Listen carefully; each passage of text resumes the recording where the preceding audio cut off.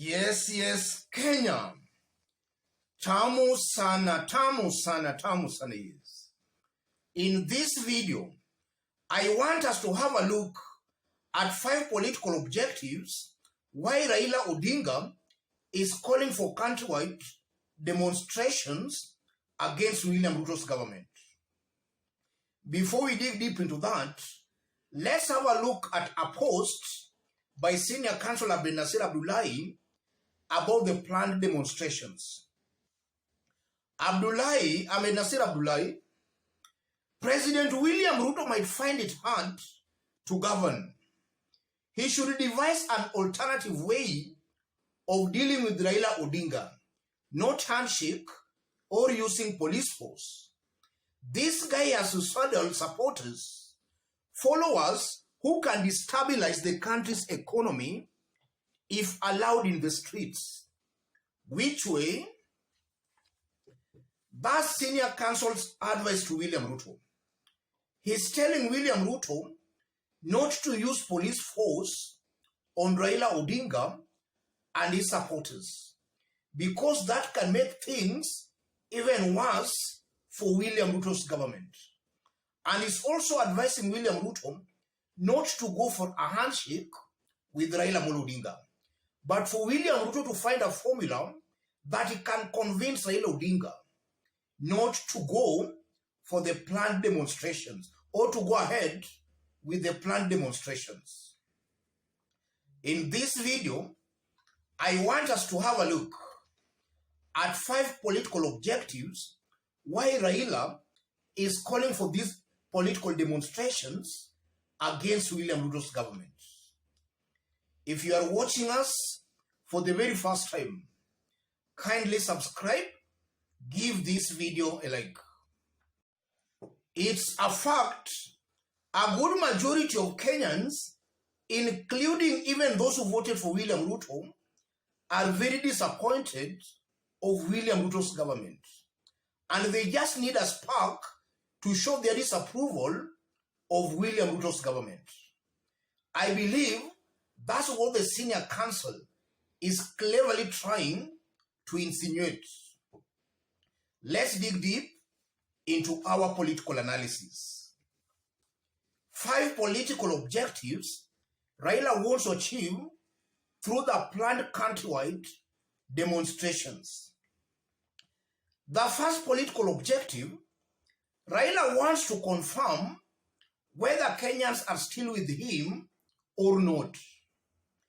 If Kenyans are going to turn out in their thousands for his countrywide rallies, Raila shall have gotten a signal that Kenyans are still with him. They still support his cause. And that will see Raila Odinga intensify his call for the rule of law and good governance. In the event Kenyans gives Raila's rallies a wide berth, Raila shall have gotten a very strong signal that Kenyans are not with him and Kenyans do not support his criticism of William Ruto's government. And that will see Raila Odinga most likely taking a back seat and watching as things unfold. So the first political objective of the planned demonstrations, Raila wants to confirm or to test whether the ground is still with him or not.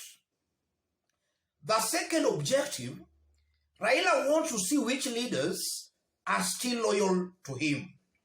Because in the recent days, we have been seeing some leaders, especially in Azimio, crossing over to William Ruto's camp. And some have gone completely silent and quiet. Through these planned demonstrations, Raila wants to see which leaders are still with him and are ready to go out to war with him. And that will just enable Raila Odinga know on how to plan his political battles ahead. The third political objective, I'm seeing a Raila Odinga who want to use the planned countrywide demonstrations to build on the already building rebellion against William Samoei Ruto.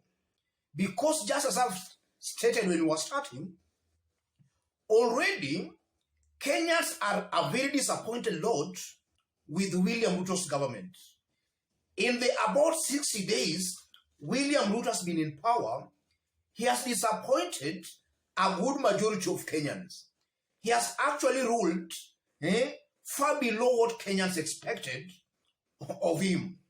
In fact, the only people who have benefited from William Ruto's government are the so-called dynasties, the rich in the society. And William Ruto has gone to an extreme length of even increasing the size of his government. At the same time, he has put in place measures that only helps in oppressing the poor mama mboga, boda. So Raila Odinga wants to build on that already, building rebellion against William Ruto's government. That's also another political objective why Raila is calling for these countrywide demonstrations against William Ruto's government. The fourth political objective, Raila wants to test how far William Ruto's government can go when provoked. Is William Ruto going to unleash police brutality on the demonstrators? Raila wants to test and to confirm that. How far can William Ruto's government go when actually provoked? Because Raila, deep inside him, he believes William Ruto is a pretending dictator. Raila believes Ruto is a dictator, but he's still pretending. So Raila Odinga wants to reveal the real William Ruto to Kenyans and to the whole world. Raila wants to expose the real William Samoei Ruto. That's also one objective Raila is trying to achieve as a result of the planned countrywide demonstrations. If William Ruto can unleash police brutality on the demonstrators, he's going to paint his government in bad light, and more so in the international arena. The same people he is trying to please, because it's a fact William Ruto is most likely, the way he has been doing things, he is trying to present a good image to the international communities that, I'm a good man.